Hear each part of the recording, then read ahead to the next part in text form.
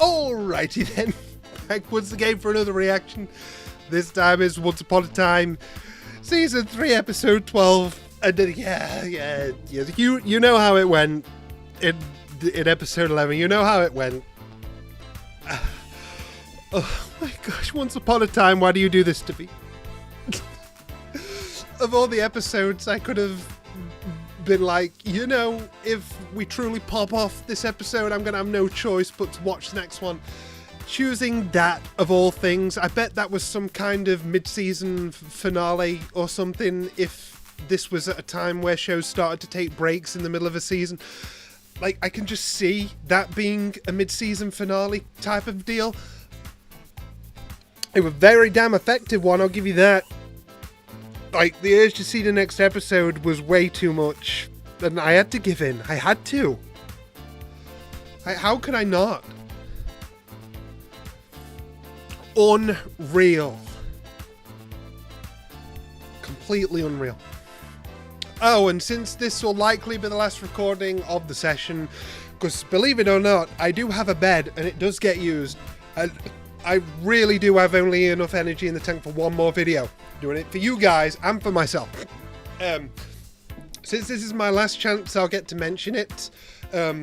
Even though I am recording 5 episodes, including this one in one session, they won't all be going up on YouTube within the same time frame. I'm planning to get more on top of the frequency of my content in terms of a regular viewership and upload to YouTube. Obviously, as soon as reactions are done, they will go straight up on Patreon. And usually the rule is that, you know, Patreon is like a week early, but so like in a week's time after posting something on Patreon, it will appear on the YouTube channel. That's usually a model that matches how slow I work. Like, when I'm doing lots of videos, so if I manage to get all of these edited in a row and all uploaded and showed to Patreon and stuff, I'm not going to be rushing to make 5 uploads on YouTube to then have another long spell of no uploads on the channel. I don't want to do that anymore. I want to stockpile. I want to, like, obviously no delay in getting things out to patrons as soon as they're done, because that's what they're paying for, that early access, and to support me if they so wish. But I will be measuring out in bits what comes out on YouTube. A similar model is basically what some other channels like Blind Wave do, I think, and Rough Senpai, Nanny no Anime, different reaction channels on YouTube. I think I pronounced them clearly enough for you to search them up. Basically, they could be uploading, say, Owl House Season 2, Episode 1, but on their Patreon, they're all the way up at Season 2, Episode 17, and that's because it's still like a weekly release on their channel, but it's like they stockpile so much through their Patreon that it then takes a while to leak through to the YouTube, but that in turn generates more interest for the Patreon because it's so far ahead. You see, I'm trying to get into that kind of logic and ingrain it in me to instill that productivity. I want to be more productive, so then I have more to dish out at an even pace across YouTube. That's the main place where I'm going with this. I want to be able to upload like 1 or 2 episodes every week to YouTube, even if that means due to sitting on 5 episodes, like episode 5 probably won't be seen for like a couple of weeks, that kind of thing. You see what I mean? It's going to be a balance that I'll have to work out. Yeah, so, you know, it's going to be a thing. Just thought I'd let you know what I'm trying to make happen here by doing these marathon recording sessions. I'm trying to, like, get some consistency going while not taking anything away from the patrons. In fact, I'm rewarding them by giving them so much, but also instilling some consistency in the YouTube channel by not dumping everything on there as fast as I can. I want to space out steady uploads, and then if I've got a steady stream of that going and I've got a buffer on YouTube, I can start working on other projects that have been neglected to do with my editing and my skit making and my music video making and stuff like that. I'll have more time for that kind of stuff, and it can be worked on without feeling like I'm neglecting the reaction stuff. This is why stockpiling is important for creators, and I can't believe it's taken me this long in the game to realize it. And but it's all upwards from here, because that means it's going to be more content, more consistently, and ultimately more fun for all of us. So that's my pitch. That's my TED Talk. just wanted you to be clear on what I want to happen, and I hope you're on board with it. Anyway, onwards with Once Upon a Time!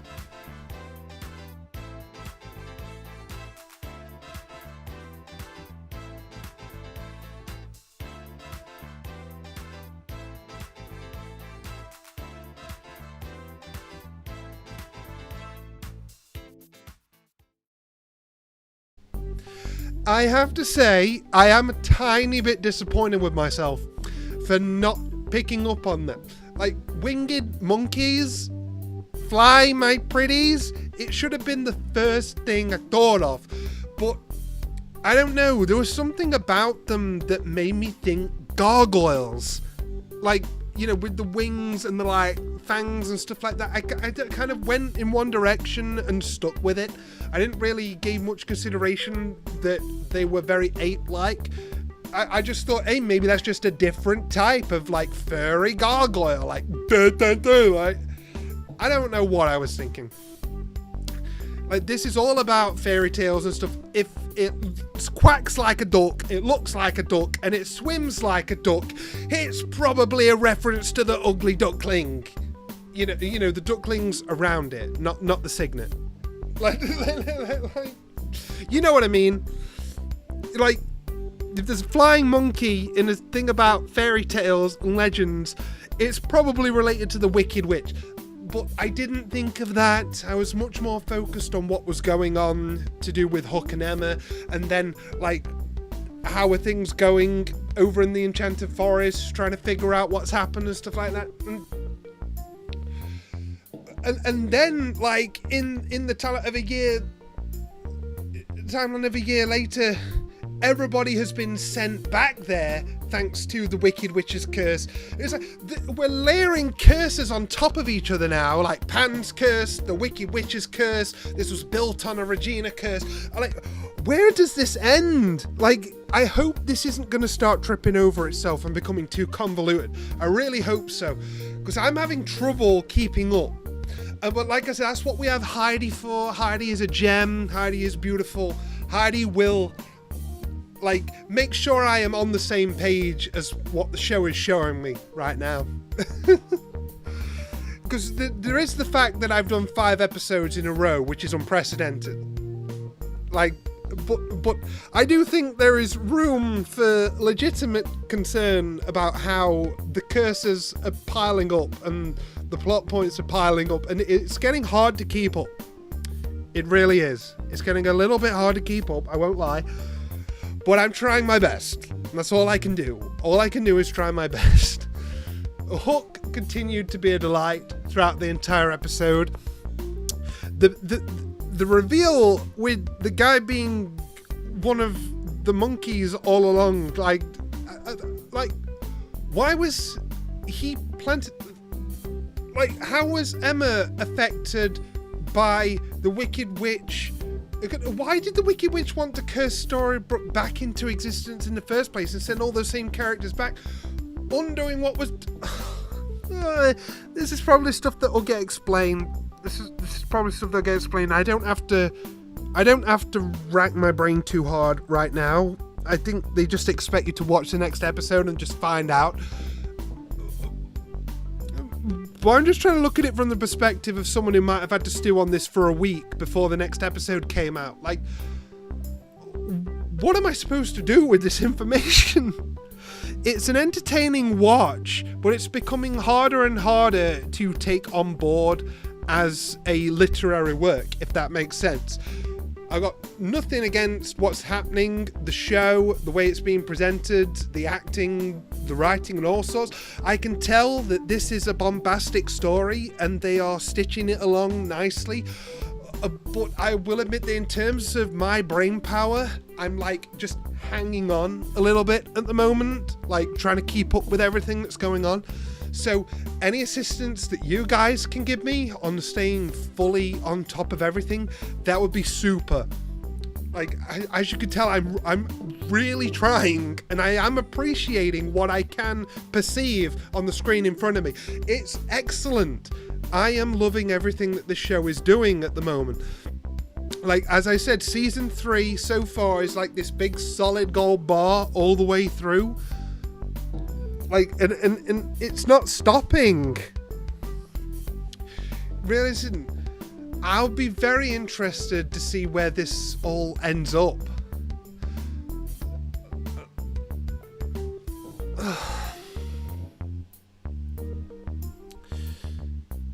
So, we've got a Wicked Witch.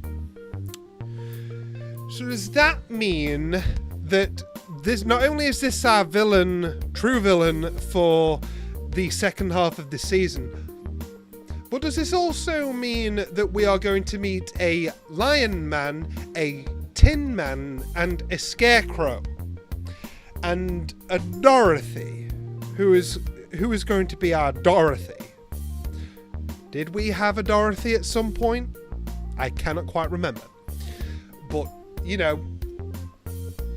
Yeah, Lion, Tin Can, Scarecrow. Yeah, four characters relating to the, you know, the Wicked Witch.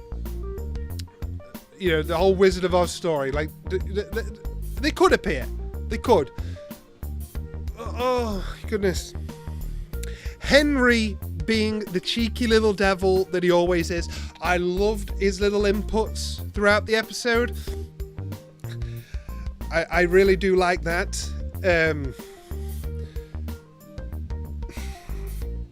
Like, Hook did eventually a really good job of slowly wearing Emma down, showing her little bits of evidence until eventually she had no choice but to clear her memory. And, like, I just can't figure out the part of this that connects with the Wicked Witch's intentions. It's like, how did she even know about Emma and Henry unless she was always watching the whole time, and she's been the big bad in the shadows for longer than we even think at this point? Like, why would she care about keeping Emma and Henry in that? Probably so that they never got motivated to return to the location of Storybrooke because she knew it was created again. Is that it?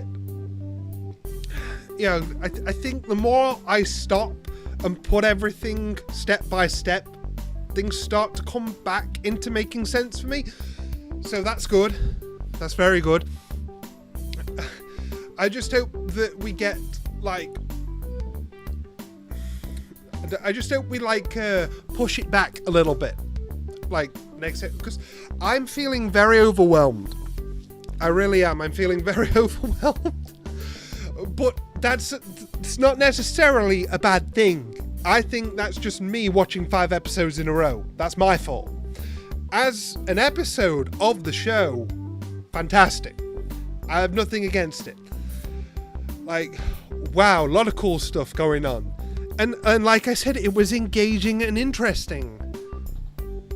You know, I like the stuff with Regina and trying to bury her heart, but then being like, no, trust me. Like I've had to say goodbye to my daughter twice now. Once as a baby, once as an adult. Like, you know, put that heart back in you, pull up your big girl pants, and let's you know, find a more healthy way to, like, heal and move on. And I'm very curious about where her relationship with Robin developed and went, because Mary Margaret could already sense something. And that's what excites me, because Robin was pointed out as a potential match. He was. So over that year, if it took them that long to get put back in Storybrooke, if it really took them that long, yeah, I think I'm ready for bed, guys. It's like almost 3 a.m. Once Upon a Time has kept me thoroughly entertained tonight. I do not regret this marathon. I will definitely be doing another one ASAP. I want to get through Once Upon a Time. I want to deliver it. I want to enjoy it. And I am. I'm enjoying it so much. Oh, this was such a good idea. Such a good idea. Oh. But yeah, I'm pooped. I'm overwhelmed, as I said, but in the best possible way. I can't stress this enough. Like, this episode oozed so much style and confidence in what it wanted to do that it sort of like didn't care and pushed me to the side as it did so. But hey, I gotta respect it. I gotta respect it. I really have. So yeah, I have nothing else to say. My brain is completely gone. Okay, this has been a lot of fun. I'm looking forward to having a lot more fun soon. And I shall see you guys next time.